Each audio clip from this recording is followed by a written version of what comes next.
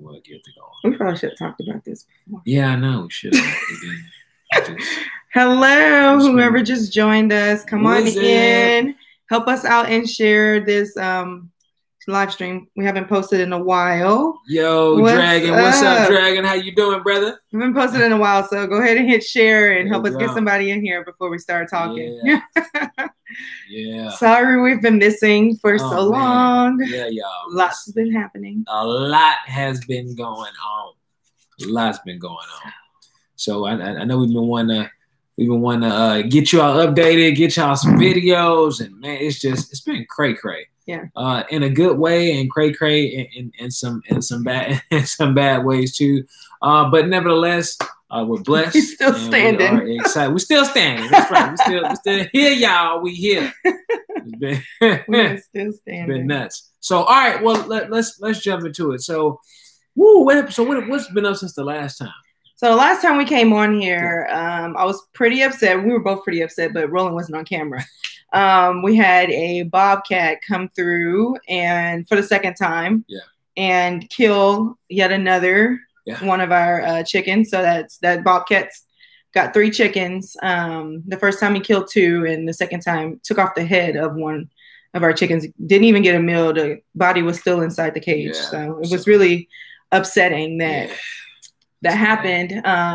And I don't even know where to start with this. Yeah. Like, it's just been so crazy. It's like back to back. It's been nuts. It's been nuts. So I mean, just to give y'all, and also about the land. So the land's been great, but I'm like, great. The land's been great. However, here's been the biggest issue. So we have the trailer out there, and then it starts to rain. Well, since it's cold in the winter, this is our first time really spending winter out here, so this is just completely different. Even though it's just a couple of miles outside of Houston, I mean, this area is just different. Yeah, it's completely different. I mean, so when it rains, the water sits. It's not hot enough to soak it up, and so we were stuck on the property for a while. And one of our neighbors had to bring his tractor after we finally got tired of just hiking. 2 months we were stuck out there. It's so crazy because this all happened Thanksgiving week. I think that Friday we were expecting rain. And Roland was like, honey, I think we should leave. And I was just like, we've been gone for so long. I just want to be home. We'll endure. Usually we're used to it raining. And then like after a week, it dries up and we're fine. So I'm thinking it'd be cool. We'll survive. 2 months later, we're still stuck in the middle of the property. It was so bad. Yeah. Like we couldn't even drive our vehicles on because we got stuck like, I don't even know, 10, 12 times. We got stuck in the mud. Yeah. So So my truck, and then my truck is a 2-wheel drive, so it sucks on mud. And then we have a Subaru, and it's an all-wheel drive. It got stuck. And then and then I got it pulled out, and then I kind of bent something. So man, it was wild. But let's give you an update. We'll give you an update on the chickens. So here's where we at on the chicken project. So. We have 50-something. We had 50-something chickens. 50 meat chickens. 50 meat we chickens. Were. I don't know if you guys saw our video, but we were really feeling moved by the Lord to just give 50, bless 50 families with our first 50 chickens. Yeah, Happy New Year. Happy New Year. Happy New Year, Lord. And we were so excited about this. Like, we just really felt like this is going to be so awesome to be able to do this. And it was totally like I don't even know the word, but anyways, so we were so excited about doing this. We did a video basically announcing that we were going to do this because we were for one looking for families who were in need, and 2, I guess we needed some help, some donations to help kind of get some stuff, get some of the infrastructure in place. So we got it. So we was able to finish the tractor. So we have a birds in the tractor. All right. So then we got the bird. We got the birds that we lost. That we had lost like 3 birds because of leg issues. Because they're Cornish hens, so they had some leg issues, and that's kind of a thing that's a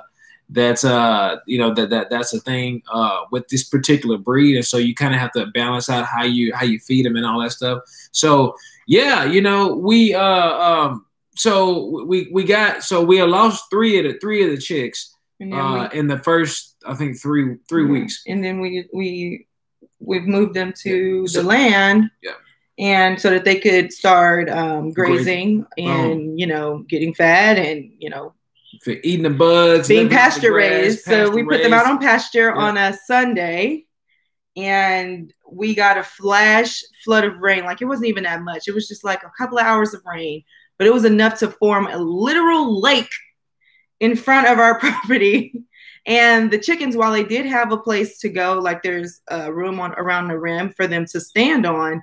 I don't know if they were thinking, I don't know, or what, but they literally stepped on each other and drowned each other. So we lost 39 chickens in a couple of hours. We lost them in a couple of hours. And it was obviously really heartbreaking because by now, you know, we've invested a lot of time, a lot of energy, a lot of money in raising them, because we do want to we do want to raise our animals on, you know, all natural, organic, which, I mean, that's more expensive to raise animals like that. So that was really, really, really heartbreaking after losing 3 chickens to a hunted, you know, situation, to losing all those meat chickens. And, you know, chickens, it's just kind of like, what we put 48 chickens in the tractor, and a week later we had 9 left. 9. And then even from there, I think we've lost another 4 chickens or 5 chickens, something like that. So we have 4 chickens left, y'all. 4 chickens. We started with 52, I don't even know if I'm ready to talk about this, because it's literally making me upset just thinking about it. I'm not even ready. I thought I was ready. but oh man, that's hard. It was so hard. Yeah, oh my gosh. It just feels like we really don't know what we're doing or something. It's just like, oh my gosh. Like, we have a good heart to do things, but then it's like, So, we had a plan. So we want to get this right. So we had a plan for the rain. So, like, I have pallets, and so we figure, all right, if it rains hard and we think the property is going to flood, or think the property is going to collect some water, we're going to put multiple pallets inside of the tractor so the birds can get on top of the pallets and then stay dry. If we think it's going to be a lot of water, we'll double stack them and pull the tractor on top of it, and then they'll be able to have a height to stand on. It's just, we was not anticipating for it to rain that hard. Rain, that much. You know, we thought it was gonna sprinkle. We thought it was gonna be a light shower, boom, like we've been having. No, that joker poured down in a couple hours. And the whole thing was so. So here's where we at. But I was already planning on ordering some more chickens for the beginning of January. I think we had already ordered them. We already ordered them. So we actually got 32 chickens in. So 4 of our chickens from the original batch are still alive. We're going to process them towards the end of the month. And then we also have an additional 32 that we got in. So here's the deal, y'all. We don't know quit. We don't know quit. We don't know quit, man. Even though I swear, like, when that happened, I text my friend. I was just like, girl, like, I'm usually the encourager. I'm usually not, you know, like this down in the dumps kind of person. But I was just like, I really do, like, have to admit, I feel so defeated, you know? And even now trying to talk about it, it's so, like, I don't know, it's so painful, like, to feel like you failed at something, you know? And here's one thing we always say, though, you know, at least I always say, you know, when you fail, as long as you failing forward, you're making progress. That's one saying. And then the other one is, you can't look good and learn at the same time. That's true. Either you're looking good because you didn't learn, or you're in the learning process and you're looking pretty horrible. Yeah. You know what I'm saying? And I think he's an encourager right now. I think before we become a pro in anything, you got to be an amateur, and you got to start. You got to progress. You know. And so you know, we didn't learn how to you know, we learned how to kill some chickens. we go. So in the process, we're gonna learn how to keep them alive. You know what I'm saying? This batch shall live and not die. We're praying over this batch. Y'all want to see the new chickens? Let me go grab one. Let me go grab one. Oh my gosh, they're all alive though. This is like a miracle too, because like you expect a few to die when you first get them. And how many weeks have we had them now? Are they like a week or 2 weeks? They're a week old now, so don't stress her out. Don't hold her between her wings. Hey. She like, brother, put me down. She's a week old, and that's how big these chickens get. She already has feathers on her her wings. Already has feathers. Yeah. So she doesn't have a name because we don't name them. We don't name food. We don't name them, y'all. Our laying hens have names, but they don't have names. So that's just keep the kids from being heartbroken so much. But yeah, this has probably been the hardest learning curve so far. Yeah. Like we failed on a lot of things. I mean, our garden, the chickens ate up the garden. We tried to do a compost pile. That was a little weird. I think we're doing better. It looks better now. I think we're doing better now. What else? So I mean, this was what homesteading is about, you know, and really, it's really what anything's about in life. If you're gonna accomplish anything, gonna be great at anything, you gotta go through the process of learning. And like I say, it's gonna be ugly at times, you know. And in homesteading, we don't know anybody else that's ever homesteading, at least immediate. We don't know anything about anything. You know, we're some city slickers. I did get a couple of reading materials for me to study. So I got some homestead books, some canning. Yeah. I got a few of them on how to garden and planning out your garden too. They're just not next to me. But I mean, we're trying. Yeah, so I mean, we have a steam canner, we got a pressure canner. And at the end of the day, we're just going to keep on moving forward, right? Mm-hmm. And keep on learning. Like I said, we're you know, no one ever said homesteading was easy. Matter of fact, we always heard it was pretty hard. So from the standpoint of just not even from not even having that infrastructure, not even having, you know, someone that could even, you know, kind of guide us. You know, we lean on other YouTube, you know, the YouTubers, other followers like you guys. The suggestions y'all give us of people to follow and people to learn from. That's what we lean on, and then we continue to build out what we're doing, you know. And so, you know, some other great things is in the process of that. We have some friends who started a church, and so we've been helping them out with the church. And man, you know, there's been a lot of cool things that's been going on. Yeah. And you know, you just got to keep your eyes focused on what you're doing and where you're going. You know what I'm saying? And not get caught up on the challenges that you're going throughout the process. You know, because again, it's just a part of the process, and eventually, you know, you have it down. You know, now we know that that we won't feed them chickens every single day.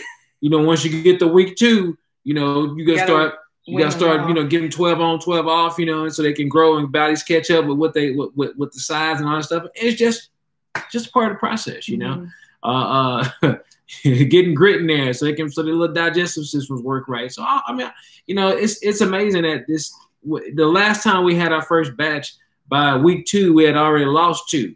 You know, so this on our second batch we haven't lost none yet. Amen. We're not losing any. We ain't losing any. They all gonna make it. But it's a part of the process. Yeah. You know? And you just gotta be willing to go through the process. And be willing to go through the process. I think we're going to see a blessing. You for sure going to see a blessing on it. Yeah, I mean, I think like just for me, just taking it easy on, you know, emotionally, being fair with yourself too, because at the end of the day, we bought our land and there's literally not even a road. Like there's no infrastructure at all in place. It's literally a blank slate. It's all field and grass, and we have some ditches that we have to fill with dirt, and you know, roads that has to be made, foundations that have to be formed, like all kinds of things that we have to do and figure out how to do it on our own.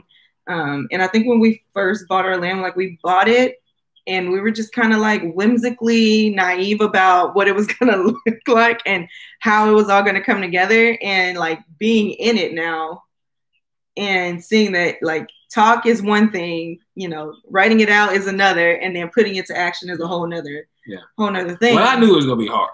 Well, I didn't. So.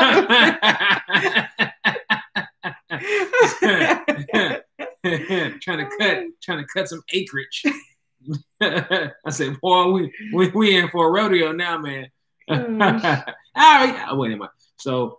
Yeah, but again, like I said, we just wanted to let y'all know that we're still alive. Yeah, what's going on in our life? And you know, we're the last 2 months have been just really hard on us, just period, because walking through the mud, like, oh, that was another thing. We realized we couldn't drive our cars on the land anymore. Yeah. And so we were hiking it.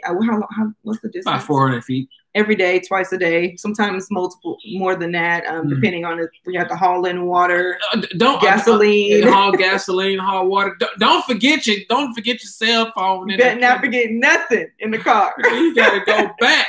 So you didn't walk 400 to the car, 400 back to the trailer, and then 400 again. The third walk back, you're crying. Man, you're just gonna cry. Okay. You know what I'm saying? So, goodness gracious, man, we got our steps in. Yeah. Tell you that, we got our steps in. Yeah. But it's a part of it, and I think one thing about, especially as you raise kids, and what a lot of kids don't, some see and some don't.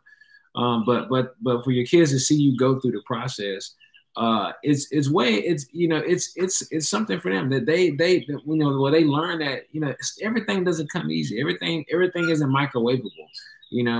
Everything isn't just instant. That there's a process to it all. A lot of times, if we're inheriting the farm from a family, well, somebody at some point had to build that farm and get it together, and had to build the shed that's a 200-year-old barn. You know what I'm saying? A 200-year-old shed. Someone built that thing 200 years ago, and we're able to live off the fruits of that labor that was established back then. Well, we have to break it down to our kids. We are establishing that. So our farm will your kids will be able to inherit the farm at some point down the line that we started today. We started this year. Mm-hmm. So I think it teaches the kids a whole lot. Going through the process. So again, and we're just, we're willing to go through it, because I think there's definitely a lot of blessings in there. We're able to eat your own fruit, eat your own meat, and be able to be self-sustainable. Man, that's something that's something that's just awesome. Yeah. It's way healthier for you. It's definitely a plan that God has laid out for us. He's given everything we needed to live and survive. And so, why not? It can be done. We can grow some fruit. We can grow our meat. We raise our meat. We can grow some food. So anyway, that's the big thing about that. Yeah. I think coming up next with our new videos, I think we're going to be talking a lot about more homesteading things. Mm-hmm. So like Roland said, we got a pressure canner and we got a water bath. Actually, it's a multi-use canner. You can water bath a can or steam can in it. So why not play around with that for a little bit? And we are working on our plan for our spring garden, because spring will be here before we know it. So yeah. And that, and raising chickens, and this time keeping them alive. Yeah. Amen. So yeah. So we'll look at some of the comments and let's see, get some folks some feedback. What we got here? Let's pray for the President Trump. Hey man, yeah, y'all pray for President Trump, because it is cuckoo for Cocoa Puffs up there in Washington, and y'all know I do legislative research, and so man, where I'm in the game, folks are nervous and excited. People are nervous about the economy to come. So y'all make sure y'all pray for our country. We need to pray. We need President Trump, his whole family needs prayer. Everyone on Capitol Hill needs prayer. So please pray for our elected officials. And I ain't saying to everybody on the rest of that. Dragon, I'm with you, brother. Pray for our country for sure. Yes, pray for our country. Okay, let's see. So Feather Sunset, it's a learning process. I never had chickens on garden last year first. Okay. Yeah, amen. Yeah, try your hand on chickens. Go for it. Man, backyard chickens are a good place to start. Yeah, for sure. Backyard chickens are legit, because here's the deal. Like it was a surreal moment, y'all. For real, I had a surreal moment with our eggs. So we're getting right now. Right now, they're being a little stingy with their eggs right now. I think we got to about 8 a day. Yeah, we're getting to like 8 a day, and so it's nuts, man. When might be the weather stressing them out. Though. I'm sorry, I didn't mean to cut you off, but I was thinking about that. When you have your eggs, right, and then you make a breakfast for you and the kids. So you got let's just say you use 3 eggs. So you use 3 eggs, boom. So you have a dozen. You lose 3 for breakfast. You go out to go to your chickens and you get 6 more. It's replenished. It's so cool. It is legit, man. Like, I don't know. It was something surreal about it. Like, I was like, man, we just ate eggs. The stack went down. I went to go get more, and I have more than what I started off with after breakfast. This is cool, man. I want everybody. Roland is really excited about the eggs. I'm super excited about my eggs. But even when he gets so lit, y'all, he'll go in there and make. I'm whipping up eggs all day. Look, I done made quiche, omelets. I'm boiled some eggs, fried some eggs. I'm doing all kind of stuff, man. Look, he gonna get tired. We got never-ending eggs. I mean, they ain't never ending, but we got ongoing eggs. Get tired. Man. That is gonna be like, cool. I don't want to smell an egg. It is too cool. I enjoy it. But then think about it, right? So I don't know. I mean, back in the Bible days, right? Your wealth was determined based upon your flock, your how many animals, your herd size, and all sorts of stuff. Like think about this, man. Like egg salad, yeah, okay, egg salad. I'm gonna put that on the list. He like make me some egg salad for lunch. Boom! Make some egg salad, okay. All right, but like so now we're also getting some other chickens that we'll be able to grow our flock. The problem with the meat chickens is that they're pretty much a one-time buy. So you buy the chicken, it grows, and you process it, but you can't continue a flock from there with these particular breed of chickens, the Cornish cross. But with some other chickens, you can. So we're looking at a few breeds that we can just build a flock off of, right? So we'll get the males, we'll get the females. And then we'll just grow that flock. So that way it's a full sustainable circle. We'll be able to grow the flock big enough to be able to sell the meat, but then also grow the flock big enough to have eggs, grow the flock big enough to continue to keep on producing. You know what I'm saying? So it is super exciting. Like, that's nuts, man. Well, you be able to grow. I mean, just it's a growing thing. I mean, I don't know. It's something cool about that. That's just something about this food sustainability is just legit, versus like going to the store and buying that chicken every single week. But when you're growing that chicken, or you raising that chicken, oh man, you just always have it. Yeah, you can just fill your freezer up when obviously there's processing time. So you have enough for the year, and have them in the fridge. Boom, it's too cool, So we're looking at getting Jersey Giants. Which is kind of like a little mini turkey. They're like the size of a freaking 3-year-old. That thing is huge. If you look up a Jersey Giant, them jokers they get to 26 inches tall. That's a big bird. They're huge. Yeah. But I'm excited to raise them there because I think they're cool. They're good foragers and they're just big, So we're a big old family. I'm a big old dude. I'm a big old chicken. They got big eggs too. So okay. But anyway, that's cool. Then we're gonna get some more animals later. It's just gonna be legit, y'all. What else? There was something else I was gonna say. I forgot. Oh, we finally were able to pull our RV out of there because we weren't able to drive on to hitch up to get out of there. So we were kind of stuck, and it started getting a little nervous because we were having so much rain. And it's just like if there's a flood, we're screwed, kind of thing. So we eventually got our neighbor to pull us out with his tractor, and so we're out and we're not stuck anymore in the mud. But Roland does have to go back. Yeah, I still go back and still let the chickens out, feed the chickens in the tractor and all that stuff. So, and I got a couple more things I'm going to be building for the tractors. Like I'm building a water feeder, so a water feeding system, which would be pretty cool. So I'm going to show y'all that project coming up soon. And then, like I said, we're doing the stuff we have a little greenhouse system we have going on.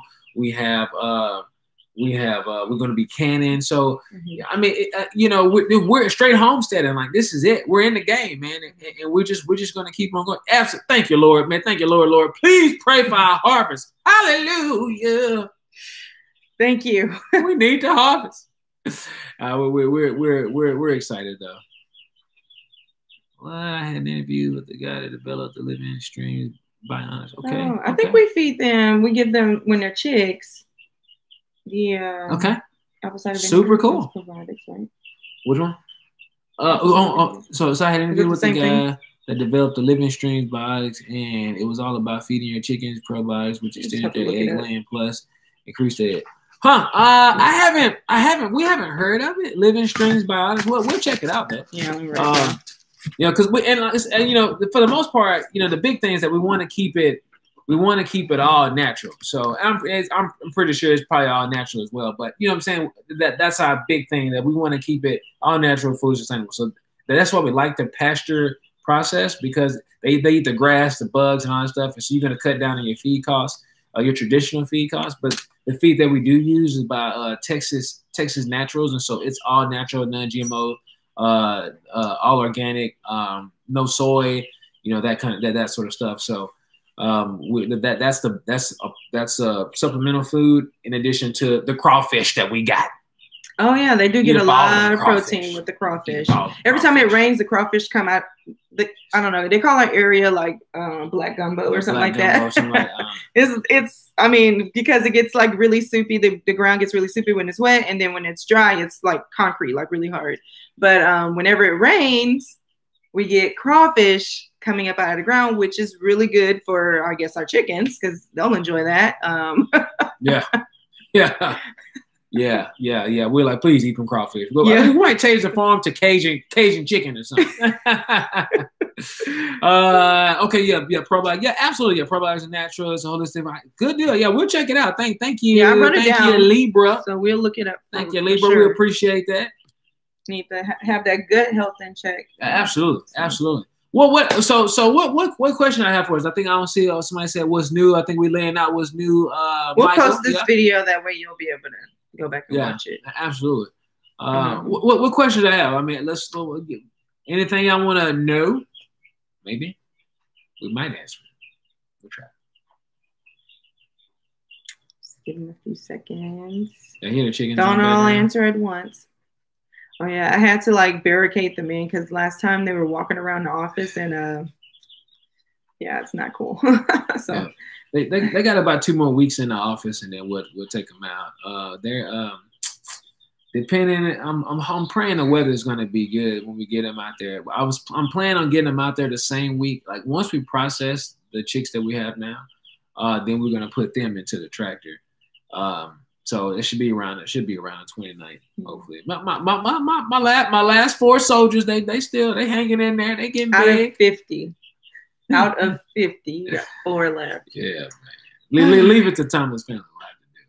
But we also got a website for our farm, so thomasfamilylifefarms.com. So check that out if y'all want to.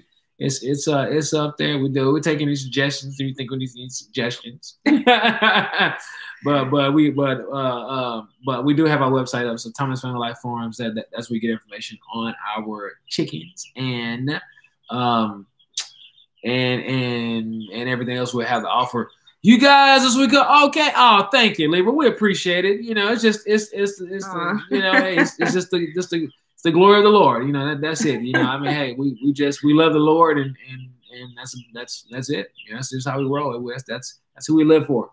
You know, that's how we. That's the only way you can handle 39 chickens gone in 1 week, man. Oh man, without a predator.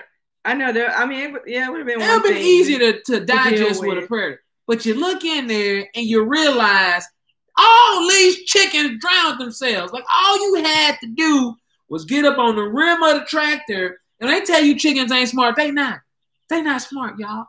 I mean, come on. It wasn't that deep. They could have just done it. I didn't even tell y'all. We introduced our new roosters to the flock.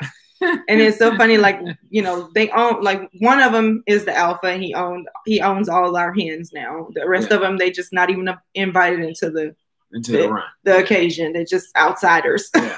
So we tried to do it right. So the first time we got a rooster, we just threw him in there with the ladies, and they beat him up. They beat him and we was like, come on, man, you gotta beat him. You gotta beat him. And we named him Manly Man, and he was like getting punked about the shit.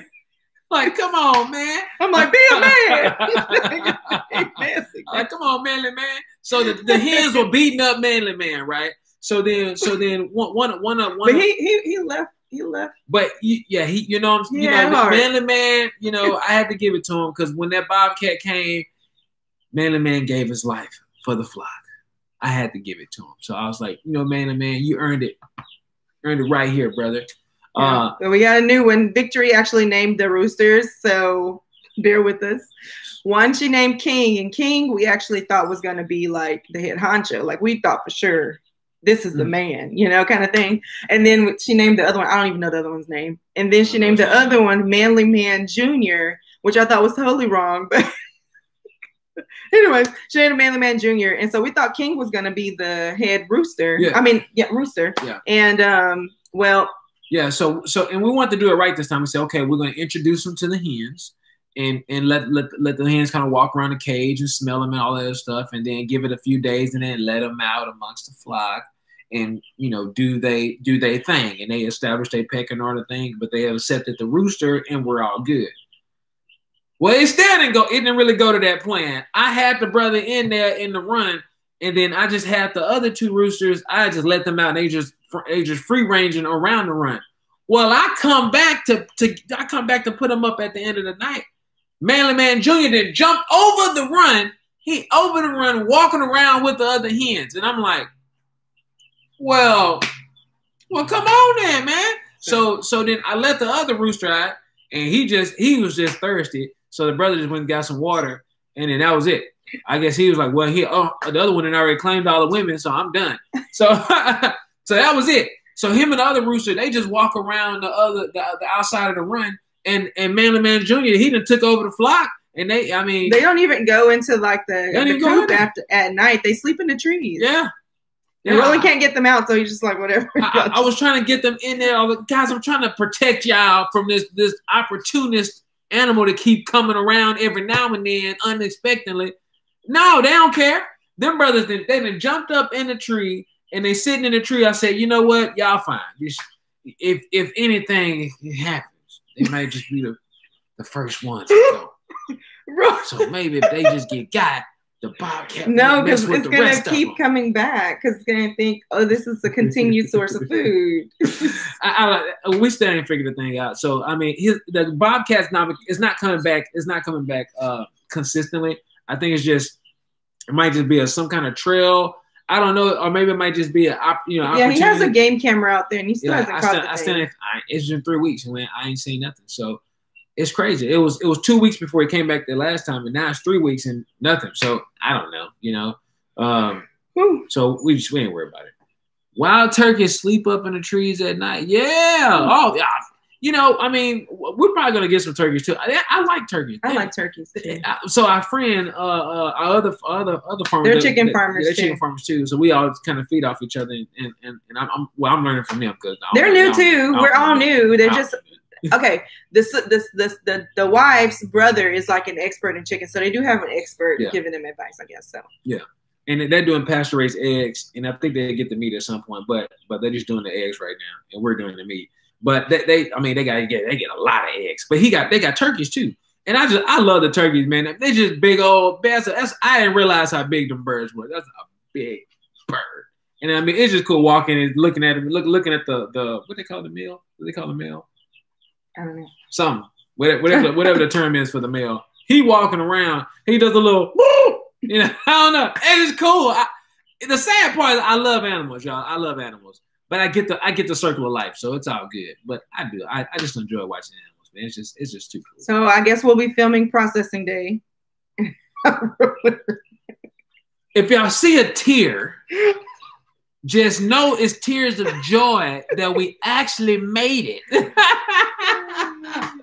Oh man. This will be our first processing day. We've actually never done this before, so yeah. I mean, I process fish, you know, but it ain't like a chicken, you know. I had to put down. Well, you know, so you still gotta. It's still taking a life, I guess. You know, and then there was another time when before we lost the 39, I had to put down a few chickens because they were like going down for the count, and so I had to put the chicken down. So I cried. I did a little bit. I had a little tear, but I prayed for them. Okay, and I said, Lord, accept them back. I wasn't there for it. So. Oh man, y'all! I tell you, it's crazy. It's crazy, but you can do it if you want to. Now, but you know, it's respecting the process. So we you know, as a rancher, you know, we respect the process. And we respect the process, then I can go with the whole circle of life. again, we know that we give them a full life, and then in return they give their life to us. And so in respecting that process, it makes the process easier when you respect it. You know what I'm saying? And that was kind of why, that was one of the reasons why we had went more vegan, vegetarian in the beginning, because, you know, the commercial industry, it's not really respecting the process, right? It's just, you know, get them, turn them, burn them, you know, and it's just get them fat as fast as possible. This is why you have the birds in a, you know, 1 foot cage, and they're as big as the cage, and they ain't walking around. It's just bad, you know. It's just bad. And so, you know, when you see a lot of that stuff happen, you know, or you see the cows, you know, have no place to walk and no place to graze, and you just see them. All they eat is slop. Yeah, you see them eating slop. They ain't eating grass no more. You got to transition them off of grass onto probiotics. Like, man, we didn't really want anything to do with that process, you know. We want to, if we're going to raise animals, we want them to go through the whole process, whole natural process, like God intended, and then we consume them on the back end. So that's really our driving force to really just have that natural process. So, well, yeah, I guess we said it all. I don't know if we missed anything. All right. So what's next? What's next to come again? Like we mentioned it earlier, but you guys are gonna, again, because you're gonna start seeing some more homesteading stuff, some canning videos. We're just putting our greenhouse together for our spring vegetables and our spring garden. So you're gonna see that. And I got some more tips and tricks coming with the chickens, because we in it. I'm gonna tell you what not to do. Sharing as we learn. I'm gonna tell you what not to do. So learn from me, y'all, what not to do. But if you're gonna raise backyard chickens, they're easy. They really are easy. They're not. As long as they're safe, they have a safe place to be. They'll be good. Yeah. There's a few things we could have did better with our chicken run, as far as like security. Yeah. But you learn. Yeah, you learn, man. And so if you want to start with backyard chickens, I mean, man, they're not bad. They don't cost a whole lot. You probably can get some from a Tractor Supply, or, you know, your local feed store. Get you a couple of for $3 to $4 a chicken. You know, you can't order them online, but you have to, you know, you got to do $25. You gotta do volume, otherwise it doesn't matter. Otherwise it'll suck.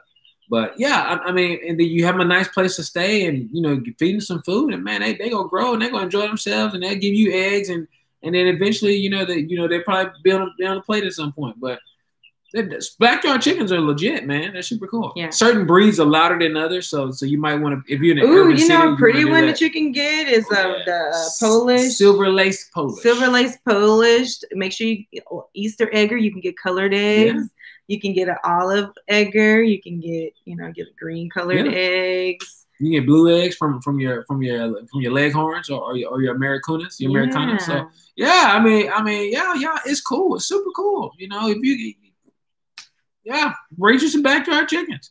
So we might do a video on some backyard chickens. You know, a couple of steps on getting that done. What not to do. What not to do with your backyard chickens. All our next chicken videos gonna be what not to do.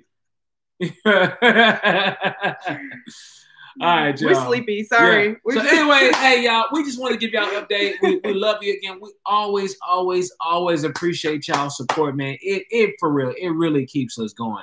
The comments, we appreciate y'all. We appreciate y'all staying with us. If you haven't, anyway, love you.